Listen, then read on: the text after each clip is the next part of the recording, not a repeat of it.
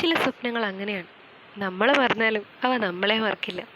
പണ്ട് സ്കൂളിൽ പഠിക്കുന്ന സമയത്ത് ടി വിയിൽ ഇങ്ങനെ കാണുന്നുണ്ടായി, വലിയൊരു കുളം, അതിനു ചുറ്റും ആനയും ആൾക്കാരും ഒക്കെ പ്രദക്ഷിണം വെക്കുക. പിന്നീട് അതിനെക്കുറിച്ച് അന്വേഷിച്ചപ്പോൾ കൊട്ടിയൂരപ്പൻ്റെ ശ്രീവേലിയാണെന്നും അത് കൊട്ടിയൂരാണെന്നും ഒക്കെ മനസ്സിലാക്കാൻ പറ്റി. പക്ഷേ കോട്ടയത്ത് കിടക്കുന്ന എനിക്ക് കണ്ണൂർ വരെ എത്തുകയെന്ന് പറഞ്ഞാൽ അന്നതൊരു വലിയ സംഭവം തന്നെയായിരുന്നു. കാലങ്ങൾ കടന്നുപോയി, ആഗ്രഹം മനസ്സിൽ നിന്ന് പോയിട്ടില്ല കേട്ടോ. എനിക്കെൻ്റെ ഡിഗ്രി ലൈഫിൽ എൻ്റെ ഏറ്റവും പ്രിയപ്പെട്ട കൂട്ടുകാരിയെ കിട്ടി. കൂട്ടുകാരി എന്നല്ല കേട്ടോ, അവൾ എനിക്കെൻ്റെ കൂടപ്പിറപ്പിനെ പോലെയാണ്. അവളുടെ നാട് കണ്ണൂരാണ്. അങ്ങനെ വർഷങ്ങൾക്കിപ്പുറം എനിക്ക് വലിയൊരു ഭാഗ്യം കിട്ടി കൊട്ടിയൂരപ്പനെ കാണാനായിട്ട്. അങ്ങനെ ഞാനും അവളും എല്ലാവരുമായിട്ട് അങ്ങോട്ടേക്ക് പൊയ്ക്കൊണ്ടിരിക്കുകയാണ്. അവളുടെ വീട്ടിൽ നിന്ന് ഏകദേശം 1 മണിക്കൂർ ദൂരേ ഉള്ളൂ. പക്ഷെ അന്നത്തെ തിരക്കും മഴയും കാരണം 4 മണിക്കൂർ എടുത്ത് അങ്ങോട്ടേക്കൊന്ന് എത്താനായിട്ട്.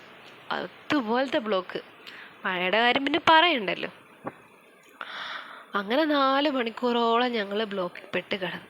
പിന്നെ കൊട്ടിയൂരപ്പനെ കാണണം എന്നുള്ള ആഗ്രഹം ഉള്ളിലിങ്ങനെ, എന്താ പറയുക, ആ സന്തോഷം കൊണ്ട് വേറെ നമ്മളെ ആ ബ്ലോക്കോ അല്ലെ ആ ഒരു തിരക്കോ ഒന്നും നമ്മളെ ബാധിച്ചില്ല എന്ന് തന്നെ പറയണം.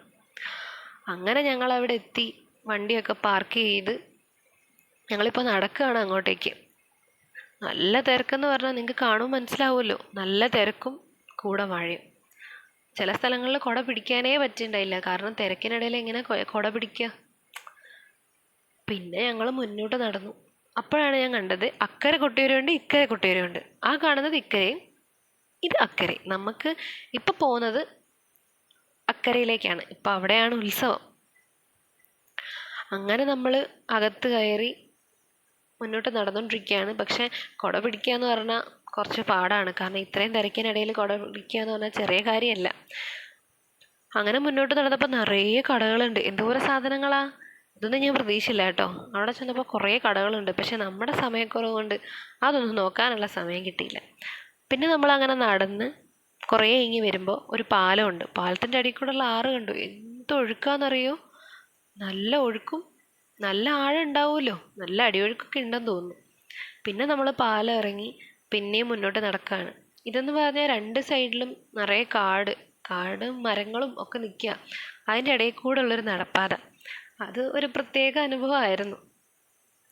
പിന്നെ നമ്മൾ കുറേ കൂടെ നടന്ന് വേറൊരു ആറിൻ്റെ മുകളിലേക്ക് വരും. അവിടെ തന്നെ ഒരു പാലമുണ്ട്. ഈ പാലം കയറി വേണം ഭഗവാനെ ദർശിക്കാനായിട്ട് നമ്മൾ പോവാൻ. നമ്മളതിൽ കയറി കുറച്ചു നേരം നിന്നു. പിന്നെ നമ്മളങ്ങ് തിരിച്ചിറങ്ങാനായിട്ട് തീരുമാനിച്ചു. ഇപ്പം അപ്പുറത്തൊരു പാലം കണ്ടില്ലേ? പിന്നെ നമ്മൾ പതിയെ അവിടെ നിന്ന് ഇറങ്ങി ആ പാലം കയറി ഇപ്പുറത്തെ സൈഡിൽ വന്നു. നമുക്ക് ദർശനത്തിന് വേണ്ടിയിട്ട് നിൽക്കണമെങ്കിൽ അപ്പുറത്ത് നിൽക്കണമായിരുന്നു. നമ്മൾ പിന്നെ അതിന് നിന്നില്ല, കാരണം അതുപോലെ തിരക്കും ഇടിയും മഴയൊക്കെ ആയതുകൊണ്ട് നമ്മൾ പിന്നെ ഇപ്പുറത്തെ സൈഡിലേക്ക്, ഇടിയെന്ന് വെച്ചാൽ ആൾക്കാരുടെ ഇടിയാട്ടോ. പിന്നെ നമ്മൾ ഇപ്പുറത്തേക്ക് മുന്നോട്ട് പിന്നെ നടന്നുകൊണ്ടിരിക്കുകയാണ്. പിന്നെ അവിടെ എല്ലാം കാണുകയൊക്കെ ആയിരുന്നു. നല്ല തിരക്കും ഉണ്ടായിരുന്നു. പിന്നെ നമ്മൾ കുറേ നേരം മുകളിൽ നിന്ന് കണ്ടു.